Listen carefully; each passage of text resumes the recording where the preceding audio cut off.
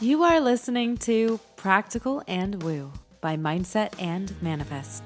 My name is Eden, and I invite you to embark on a journey with me to explore the practical and spiritual edges of the unknown for the purpose of allowing you to embody and empower yourself uniquely as you are and to intentionally create and live a life of freedom and fulfillment.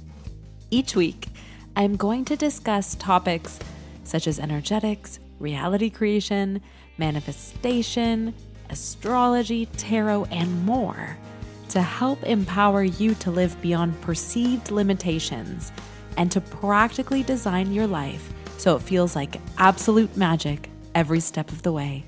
Let's dive in. Well, hello, brilliant soul. This episode is one that has been a long time coming.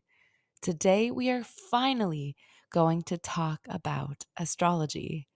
I'm honestly in shock that it's taken 58 episodes before we've dived into this subject, especially because it's one of the first things I mentioned that this podcast is about in the introduction sequence.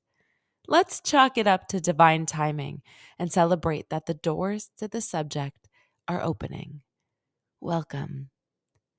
Before I dive into astrology with you now, I want to tell you a really cool story about how I came to be an astrologer. Similar to my story of how I came into the world of tarot, which we explored way back in episode 16. Astrology came into my life by divine synchronistic alignment. A few years ago, I was working on a project with these amazing women, Juliet and Fanny of Scandalous Photography, and we met at a loft in downtown Toronto for a meeting. After we finished for the day, I decided to call an Uber from a nearby bar. The Uber came and I made my way home. Just as we were about to pull onto my street, I looked down at my phone and noticed I had a barrage of messages from someone I didn't know across multiple social media platforms. I opened one of these messages in curiosity and also bewilderment. It was from the bartender at the bar I called my Uber from. She was trying to reach me because I forgot my purse, which also meant I forgot my wallet and my house key at the bar. Now, this was an out of the ordinary occurrence for me. I head back to the bar and decided that I might as well stay and enjoy the evening. It was around dinner time, and I took the incident as a sign from the universe that I meant to have dinner out of my house and at this bar. Besides, I was already feeling really hangry, and if I had to take another back to back 25-minute Uber ride, I would likely not have been my best self, if you know what I mean. I stayed at the bar, ordered dinner, and as a thank you, I offered the bartender a complimentary tarot reading. If you're wondering, at this time, I had a tarot deck on me practically 24/7. The evening ended up being packed filled with fun and celebration. A stranger who was in town visiting from New York sat down next to me at the bar. I ended up offering her a tarot reading too, and her response to our mini session was that I needed to meet her astrologer, who happened to also live in Toronto. Meeting that astrologer led me down the path of becoming an astrologer. But the funniest part of all of this is that a couple of days before I left my purse at a bar, I had pulled an oracle card for myself, seeking guidance to the question, what should I do next with my life? What direction should I go in? The card I pulled said, "It's written in the stars," and it was right. The history of astrology is ancient and intricate. It is a system that calculates and interprets the positions and movements of celestial bodies and astrological points of reference for the purpose of gaining insight into human experience, life lessons, and predictive events. It uses archetypal and symbolic language that explores the connection between the cosmos and life on Earth. Western astrology's origins are traced back to ancient Mesopotamia, where Babylonian astronomers first observed the movements of celestial bodies. They associated these movements with earthly events and established the foundation for astrological principles.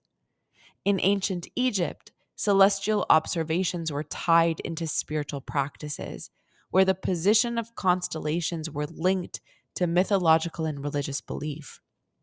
The alignment of the stars played a role in the architectural landscape of ancient Egypt, including the construction of the pyramids, and I should also say the placement of the pyramids.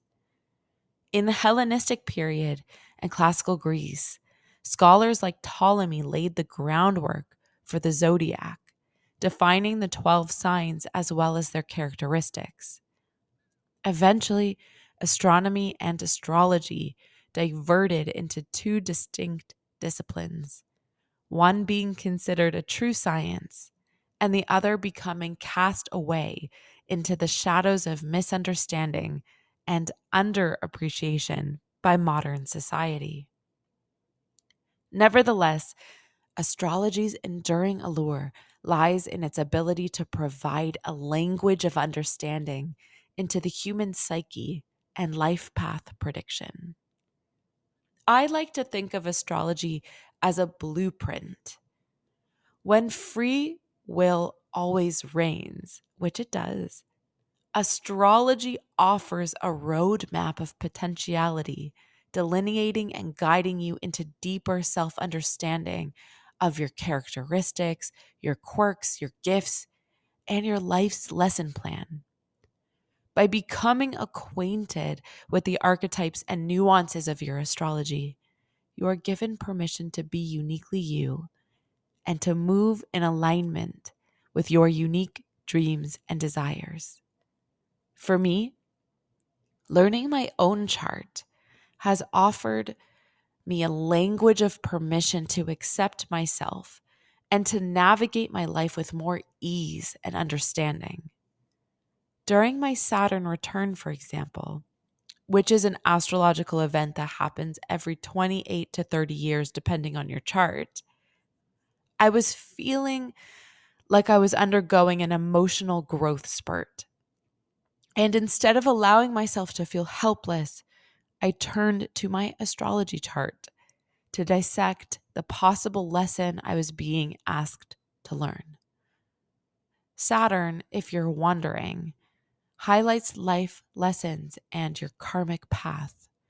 When it ripens in your chart, it can either be a roller coaster ride, strongly encouraging you to learn a life lesson, or a blissful reward informing that you're on the right track. Either way, it's a benefit to you and your life, and it serves you in some way, even when it doesn't feel like it at the time. In the name of honesty and transparency, I want to share with you that I had incorrectly expected my Saturn return to be more rewarding than chaotic, and oh my goodness, was I mistaken. Yet the kick in the pants I received was really what I needed. This is only one example of dozens of aha moments that I've had exploring my chart or clients have had exploring theirs. Even though this episode is just an introduction to many episodes on this subject, the best way to learn what astrology is all about is to experience its magic for yourself. Before I leave you, I want to leave you with this quote from J.P. Morgan. Millionaires don't use astrology. Billionaires do. Until next time.